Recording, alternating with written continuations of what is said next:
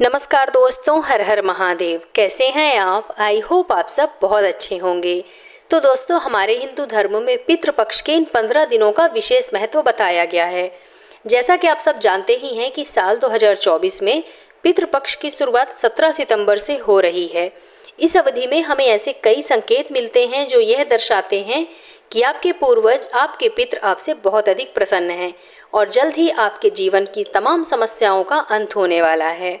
धार्मिक मान्यताओं के अनुसार पितृपक्ष के दौरान पूर्वज एक बार फिर धरती पर आते हैं। इसके लिए उनके शांति और मोक्ष की प्राप्ति के लिए तर्पण किया जाता है। तो आज की इस वीडियो में हम जानेंगे कि पितरों के प्रसन्न होने पर आपको कौन कौन से लक्षण दिखाई देते हैं। दोस्तों, पितृपक्ष में कुछ विशेष संकेत हमें मिलते हैं जो यह दर्शाते हैं कि हमारे पितृ हमारे ऊपर बहुत अधिक प्रसन्न हैं और अपना आशीर्वाद प्रदान कर रहे हैं। तो आइए जानते हैं कौन से हैं वो संकेत जिनसे हमें पता चलता है कि हमारे पितृ हमारे ऊपर बहुत अधिक प्रसन्न हैं। नंबर 1, घर में खुशहाली। यदि घर में लगातार शुभ कार्य हो रहे हैं और जो पहले विवाद चल रहे थे वो अब खत्म हो गए हैं, ऐसे में यह संकेत बताता है कि हमारे पितृ हमारे ऊपर बहुत अधिक प्रसन्न हैं और उनका आशीर्वाद हमारे साथ है। नंबर 2 है दोस्तों, बच्चे का जन्म होना। अगर पितृपक्ष के दौरान आपके घर में किसी बच्चे का जन्म होता है तो यह माना जाता है कि आपके पितर पुनर्जन्म लेकर वापस अपने घर आ गए हैं। नंबर 3, जानवरों का भोजन ग्रहण करना।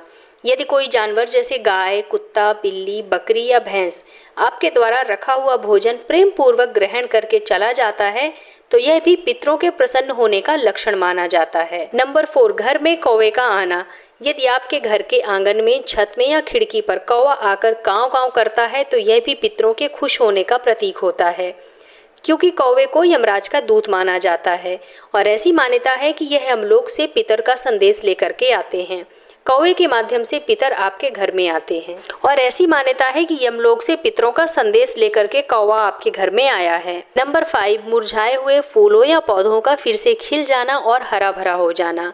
घर में लगाए हुए पेड़ पौधे कई बार बहुत अधिक देखभाल करने के बाद भी नहीं रह पाते हैं, लेकिन पितृपक्ष में अगर मर चुका यानी कि मुरझाया हुआ कोई पौधा फिर से खिल जाए और फिर से हरा भरा आपको नजर आने लगे तो यह भी एक संकेत है कि आपके पूर्वज आपसे बहुत अधिक खुश हैं। ऐसे में आपको समझ जाना चाहिए कि पितरों की विशेष कृपा आप लोगों के ऊपर बनी हुई है। नंबर 6, सपने में अपने पितरों का नजर आना। आपको अगर पूर्वजों या मृत हो चुके रिश्तेदारों के सपने पितृपक्ष में आते हैं और वो सपने में खुश दिखाई दे तो यह आपके लिए एक संकेत है कि आपके पितर आपसे बहुत ही ज़्यादा खुश हैं।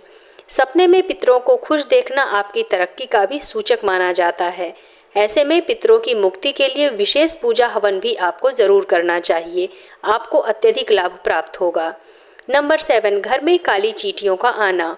दोस्तों, कुछ लोगों के घर में काली चींटियों के आने पर बहुत ज़्यादा लोग परेशान हो जाते हैं, लेकिन आपको काली चींटियों के घर आने पर परेशान बिल्कुल नहीं होना चाहिए, बल्कि जहाँ से चींटियाँ निकल रही हैं वहाँ पर आपको आटा और चीनी मिला करके रख देना चाहिए। इससे कुछ ही देर में चींटियाँ वहाँ से आटा और शक्कर ग्रहण करके चली जाएंगी।